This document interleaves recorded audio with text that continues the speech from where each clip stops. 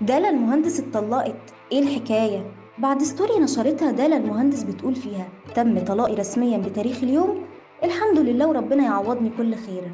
حصل جدل كبير جدا على السوشيال ميديا، خصوصا ان انفصال دالا عن كريم مكرم تم بعد سنة واحدة من جوازهم، واللي كانت النتيجة الطبيعية لقصة حب أسطورية جمعتهم، كان شاهد عليها كل جمهورهم على السوشيال ميديا. مين هي دالا المهندس؟ دالا المهندس هي واحدة من مشاهير السوشيال ميديا وملكة جمال مصر لسنة 2019، ده غير تجربتها كمضيفة طيران ومذيعة راديو لمدة 3 سنين. أصل الحكاية: ظهرت قصة حب دالا المهندس وكريم مكرم سنة 2021، وعرض كريم الجواز على دالا في مدينة نويبع قدام قلعة وسط أجواء أشبه بقصص أميرات ديزني.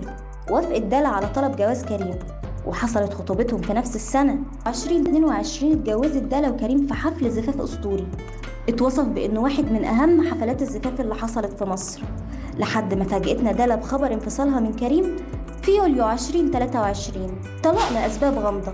قبل إعلان دالا وكريم الانفصال بشكل رسمي، إشاعات الانفصال فضلت ملاحقاهم.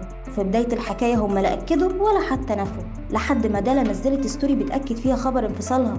ومش كده وبس، دي حذفت كل الصور اللي بتجمعها بكريم. وقبل إعلان انفصالها بشكل رسمي، ردت دالا على سؤال لأحد متابعينها كانت بتسأل فيه وبتقول لها: مش ندمانة؟ فردت دالا وقالت: لا مش ندمانة، لأني عملت كل اللي عليا واتعلمت وعرفت محتاجة ايه، واتعلمت بكل الطرق احافظ على حياتي، لكن ربنا كاتب لي طريق تاني امشي فيه، ومتأكدة انه هيوفقني فيه ويعوضني العوض اللي استاهله ويكون جنبي في حياتي الجديدة. ولما اتسألت دالا عن سبب كلامها ده، ردت وقالت: رب الخير لا يأتي الا بالخير. وبعد الانفصال ردت دالا على سؤال احد المتابعين واللي كان بيقول: ايه اللي يخلي الراجل يخون؟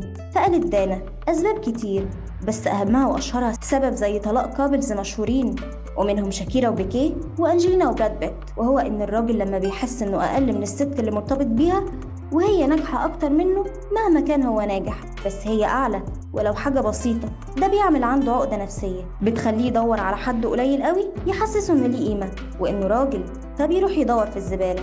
وبسبب تعليقها ده ربط الناس ان سبب طلاق دالا من كريم هو خيانته ليها، رغم انهم ما اعلنوش عن اي اسباب للانفصال بينهم. ازمات في حياة دالا. أزمة طلاق دالا ما كانتش الأزمة الأولى في حياتها، لأنها تعرضت للتنمر بعد ما انتشر ليها مجموعة من صورها القديمة، ووصف الناس الصور دي بأيام الكحرطة وقالوا التجميل والفلوس تعمل أكتر من كده.